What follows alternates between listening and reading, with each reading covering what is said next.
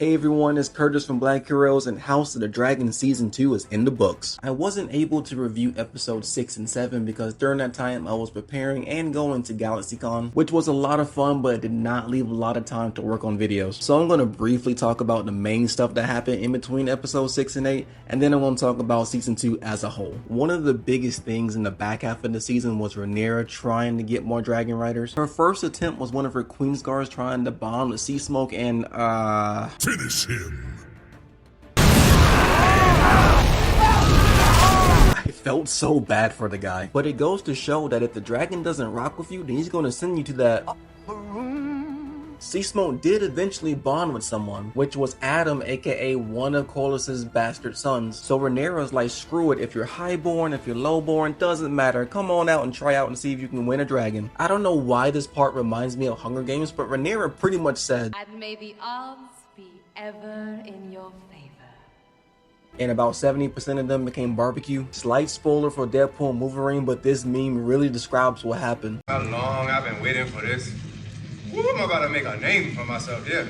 I don't think you guys walk away from this. You just make sure people know what happened here today. But in the end, two lowborn people were able to claim dragons, which Jace was not a fan of. This was the first time there was any real tension between Jace and Rhaenyra, cause Jace knows he's a bastard, but his claim to the throne was the fact that he controls a dragon. So if anyone can claim a dragon, then really who is House Targaryen? And Rhaenyra tells Jace that she had to do something if she's going to be able to compete with the Greens. It's funny, when Aemon got the news, his first thought was to fly to Dragonstone to confront Rhaenyra. Even Vhagar was like, I don't know if I want that smoke, cause that shot with Rhaenyra and the dragons was just mwah. Aemon did not take this disrespect well and went on to burn a random town. Aegon is still recovering and probably thinking that, oh, sooner or later my brother is going to finish the job. But over time, Large Strong starts to befriend Aegon and eventually helps him escape, which is going to play a huge role in season 3, because now even if Rhaenyra takes King's Landing, Aegon is still going to pose a threat. Alicent has just been going through it. Father's gone, she lost her position in court, she can't even go to church without something popping off, and she has to deal with the fact that a lot of this happened because of a misunderstanding on her part. During the last episode, she actually pulls a Rhaenyra and sneaks her way into Dragonstone to have one more conversation with Rhaenyra, which I wasn't a big fan of because I felt like we already had this conversation at the beginning of the season. But I will say I did like the fact that Rhaenyra did show a little fire. Now let's talk Daemon, who by episode 8 is still at Harrenhal.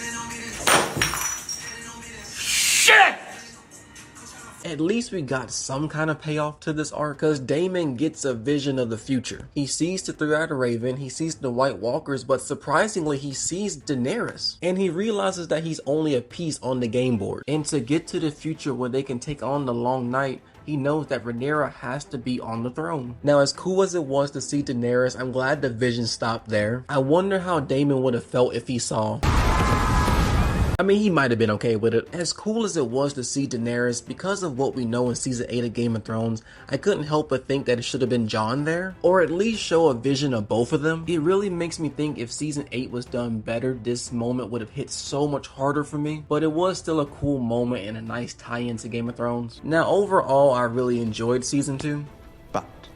I couldn't help but feel like we're still in the same spot we were in back at the end of season 1. Because remember the last scene in season 1 where Rhaenyra learns about Luke's death and she's all pissed? It looks like she's about to go scorch earth on everyone. So in my mind, I'm like, oh, we're going to war. By the end of season 2, I'm like, oh, we're still going to war. Only one major battle took place this season, and that was Rook's Rest with the death of Rhaenys and Aegon getting burnt by Aemon. Honestly, the episode after the battle of Rook's Rest could have been the season finale, because a lot of the stuff that happened after episode 4 really could have been condensed into maybe 2 episodes. Daemon is the most popular character in this show, and I feel like they just didn't give him anything to do. It kind of reminded me of Levi during season 2 of Attack on Titan, because by the end of season 1 of Attack on Titan, Levi was the most popular character, and when season 2 rolled around, Levi didn't really do much. Granted, he was the MVP of season 3, which I do think Daemon will also be, but it was just frustrating seeing him do jack shit all season, because besides instigating blood and cheese series, what else did Daemon do? I do think when season 3 rolls around, we're going to look back at this season more fondly. They should have either done more or condensed this season into 6 episodes. And even though I'm harping on this season a lot, I still did enjoy it. The acting was top notch and it did have a lot of good moments. The king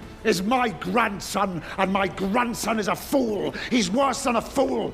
He's murdered innocent men. The world is still intriguing and sometimes you can get lost in it. We just need to hurry and get into second gear. But that was my thoughts on season 2 of House of the Dragon. We'll see what happens in 2026. But if you enjoyed this video, please like and subscribe. It really helps out the channel. And comment your own thoughts on season 2. We did get a small teaser of the 3rd show, A Knight of the Seven Kingdoms, which I'm looking forward to. But alright y'all, it's been your boy Curtis from Black Heroes, and I'm out. Peace!